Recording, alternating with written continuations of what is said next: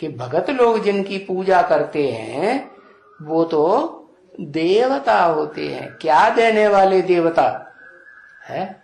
सुख देने वाले देवता होते हैं। दुख देने वालों को दैत्य कहा जाता है, राक्षस। क्या? हाँ, मनुष्य भी कह सकते हैं, सुधरे हुए या बिगड़े हुए। बिगड़े हुए मनुष्य कहेंगे, सुधरे हुए थे तो आर्य, वो अपन को आर्य कह देते हैं, आर्य समाजी है। लेकिन वास्तव में आर्य तो सुधरे हुए को कहा जाता है। तो आर्य कब थे? है जब सतयुग त्रेता षष्ठी पर था तब आर्य थे, सुखी थे, सुख देने वाले थे, सुख लेने वाले थे।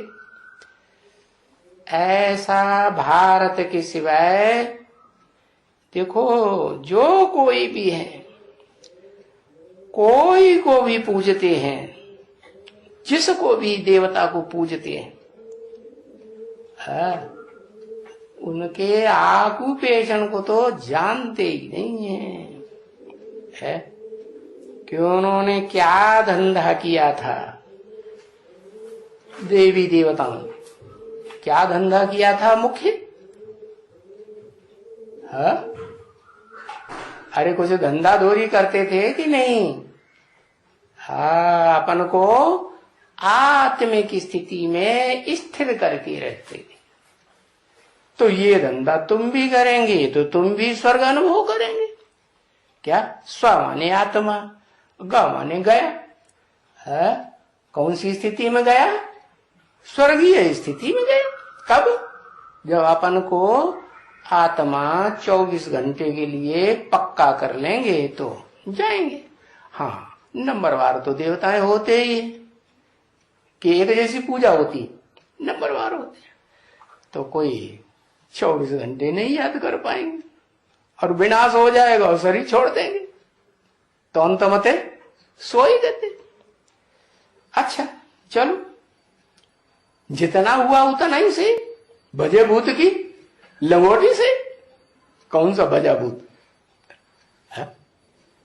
वो जो महाभूत है ना, भूतनाथ, महादेव भी बनता है। अब वो तो फिर वो स्टेज में जाके बैठ जाता है जिसको कहते हैं विष्णु लोक। कौन सी स्टेज में रहता है? विष्णु लोक। और वो विष्णु लोक गया तो इस दुनिया का विनाश, और विनाश होता है तो मारा मारी शुरू, धाड़ पाड़, भाग दौड़।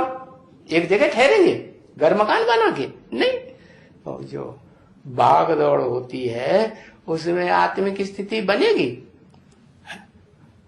अभी शांति की स्टेज में ज्ञान ले रहे हैं तसल्ली से, तब तो इतनी माया का प्रकोप होता है?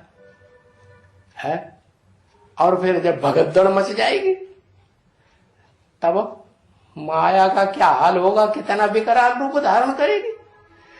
तब फिर याद कर पाएंगे? नहीं। तो जितना जितना जिसने याद कर पाया उतना कर पाया, फिर रह गया सो रह गया। तो अपने ऑक्यूपेशन को, कि हम जब देवताएं थे तो हमारा क्या ऑक्यूपेशन था? सुख देना, सुख लेना। कैसे? दे समझ के नहीं, आत्मिक स्थिति में स्थित थे तो क्या करते थे? हाँ, सुख लेते थे, सुख देते थे। और अब घड़ी घड़ी देवान पकड़ता है? किसी को देखने मात्र से ही देवान पकड़ता है।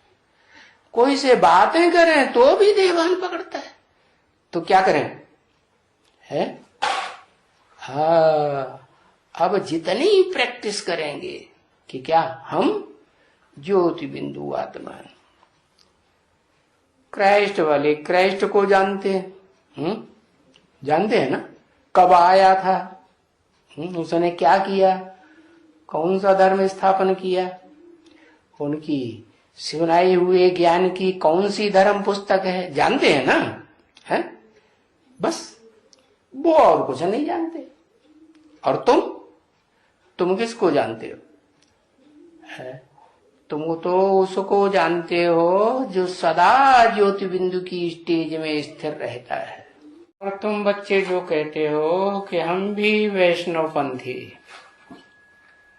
परंतु विष्णु तो चाहिए ना। विष्णु माने संपन्न स्टेज।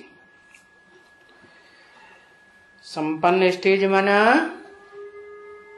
है स्त्री और पुरुष, मेल फीमेल दोनों के संस्कार स्वभाव मिलकर के एक हो जाएं।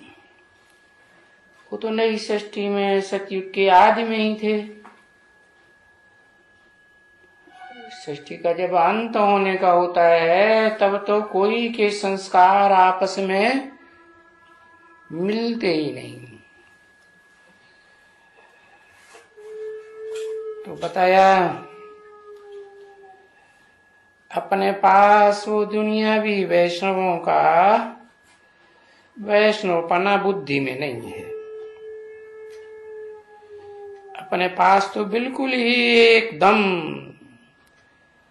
आत्मा को पक्का वैष्णव बनना है, ये बुद्धि में है। विष्णुवंशी बनना है। जैसे विष्णु की स्टेज कंबाइंड, ऐसे हमारी भी स्थिति बने कि बुद्धि में पक्का बैठ जाए कि किस जन्म का साथी हमारा नई दुनिया में कौन बनेगा, जिसके साथ हमारे स्वभाव संस्कार मिलकर के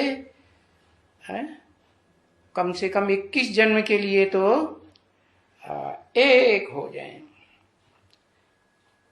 फिर नंबरवार पुरुषार्थ अनुसार तो बनना तो है विष्णुवंशी, परंतु उसमें फिर वो सभी चल नहीं सकते हैं। वो सभी कौन? वो सभी जो दूसरे धर्म की आत्माएं हैं या उन दूसरे धर्मों के प्रभाव में आकर के कन्वर्ट होने वाली देवी देवता सनातन धर्म की आत्माएं हैं, नई दुनिया में जाने वाली, वो भी सभी एक जैसा पुरुषार्थ तो कर ही नहीं सकती, तो सभी चल भी नहीं सकते हैं।